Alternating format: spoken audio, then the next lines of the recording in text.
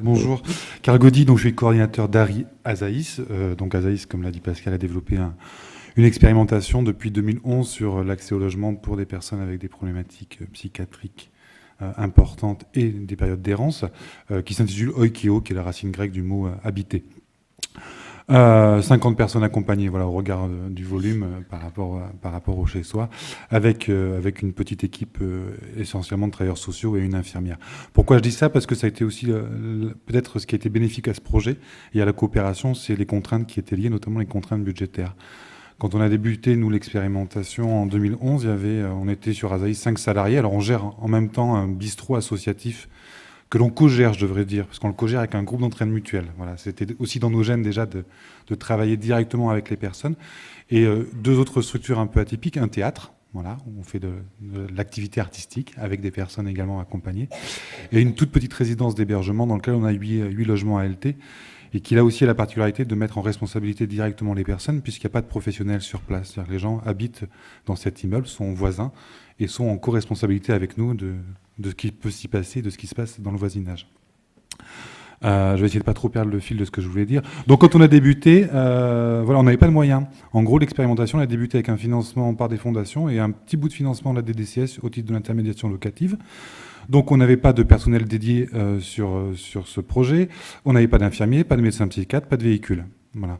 Et bien dans ces contraintes-là, il a fallu qu'on soit inventif. Et l'invention, elle est passée par la nécessité pour nous de nous ouvrir sur notre territoire, ce qui n'avait pas été forcément le cas jusqu'à présent. On travaillait beaucoup avec l'hôpital, on était une émanation même de l'hôpital psychiatrique de Bordeaux, mais on était quand même très ethnocentré, quoi. Voilà.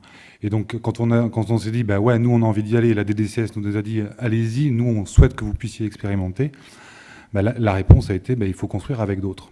Voilà. Et aujourd'hui, c'est un peu notre leitmotiv, c'est de toute façon, il faut systématiquement construire avec les autres parce que c'est riche d'enseignements pour tout le monde. Donc les premiers qui ont été démarchés pour nous, ça a été le SAMU social, c'était un des partenaires directs par rapport au public visé. Et le deuxième, c'était l'équipe mobile de psychiatrie précarité. Alors, je ne vais pas dire qu'il y a eu un engouement hein, quand on a présenté le projet. 2011, logement d'abord, tout ça, c'était bon. Mais bon, au final, il a suffi que quelques-uns de ces professionnels de ces équipes-là commencent à y croire un petit peu et acceptent de jouer le jeu. On a pu démarrer comme ça. Voilà. Pour vous dire, on a démarré à 8 mesures en 2011. 2012, on était à 16. Et 2013, on était à 25. Et aujourd'hui, on est à 50. Voilà. La question de l'approche intégrée, elle est passée par la logique de la preuve. C'est-à-dire qu'il a fallu systématiquement, tous les ans, on a produit des rapports d'activité, des évaluations, on les a rendus publics. On a organisé des demi-journées, à laquelle notamment Pascal est venu à plusieurs reprises, pour échanger avec les partenaires du territoire et pour que les personnes elles-mêmes, les personnes accompagnées, puissent témoigner. Ça, c'était la première chose. Seconde chose, on a accueilli des équipes en immersion. Alors, systématiquement, on a proposé aux équipes de venir passer du temps avec nous sur le programme. Et puis surtout, on a engagé de la formation avec les équipes du territoire. Là, je voulais rebondir un petit peu sur ce qui avait été dit ce matin, sur la continuité, discontinuité, le changement de paradigme, le changement de modèle. Un des enjeux et un des freins, du coup, c'est le changement de pratique professionnelle. Voilà. Alors nous, on a trouvé un moyen très simple pour l'expliquer, et c'est comme ça qu'on l'explique à nos partenaires et à nos équipes, et aux équipes que l'on rencontre en tout cas. Alors c'est très caricatural également, mais en tout cas ça fonctionne. Pour nous, il y a deux modèles. Un modèle antérieur qu'on nomme réparateur.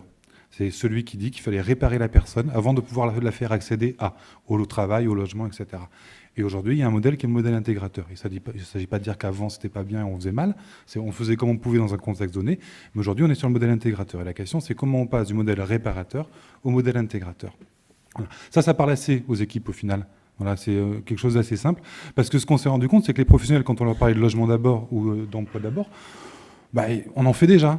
Mais non, vous en faites pas. C'est pas tout à fait la même chose. Parce que vous posez des conditions déjà à l'accès au logement. C'est en sortie de CHRS après X ou Y étape. Voilà. Alors, modèle réparateur, modèle intégrateur, ça leur parle quand même un petit peu plus. Voilà, en termes de coopération, ça a été aussi donc d'engager des co-constructions de projets, comme j'ai dit tout à l'heure avec le SAMU social, le MPP, mais pas uniquement à l'initiative du projet. Durant tout son déroulé, y compris son évaluation, sa réactualisation. On a réactualisé le projet de service récemment, l'année dernière. On a fait des groupes focaux, ont participé les personnes concernées, les personnes accompagnées, les propriétaires de logements, les partenaires du projet et les professionnels. Voilà. Et ça, c'est une nécessité de toute façon de pouvoir solliciter les partenaires dans toutes les étapes et durant tout l'accompagnement du projet. Et dans le quotidien, ça se traduit aussi par des visites régulières auprès des partenaires. Dès que des professionnels interviennent dans un quartier dont on sait qu'il y a un partenaire, on va pousser la porte, lui rendre visite, de façon assez naturelle maintenant. Un autre point qui m'a semblé très important, nous, sur cette expérimentation, c'est la mise en place d'un outil numérique partagé avec les partenaires, avec l'accord des personnes. Donc on a développé en interne pour nous une base de données qui nous permet de noter à chaque fois qu'on rencontre une personne ou qu'il y a un appel téléphonique, il y a une prise de note qui est faite, qui se veut très factuelle au final, on s'interdit tout jugement.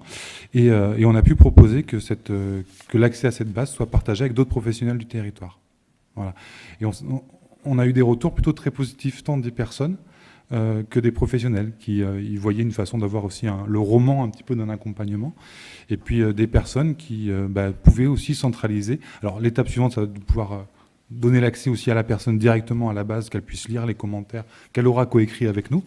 Voilà, là aussi on est encore sur des pratiques professionnelles qui restent à faire évoluer.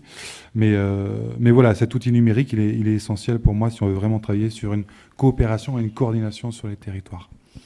Dernière chose, j'ai 2 secondes encore. 2 secondes. Sur le changement de modèle, ce que j'ai oublié de dire tout à l'heure, c'est qu'on parle modèle réparateur, modèle intégrateur. Le modèle intégrateur, il ne se substitue pas complètement au modèle réparateur. Et là, c'est aussi un des risques. Le risque, c'est la contamination, la stratification et la contamination. C'est-à-dire que par la force centrifuge, tôt ou tard, on le voit nous aussi aujourd'hui, le modèle antérieur, il remonte à la surface. On peut être sur des modèles et des pratiques intégratives. Si on n'y prend pas garde, le modèle réparateur revient au galop. Voilà, merci. Merci beaucoup. Ouais, c'est...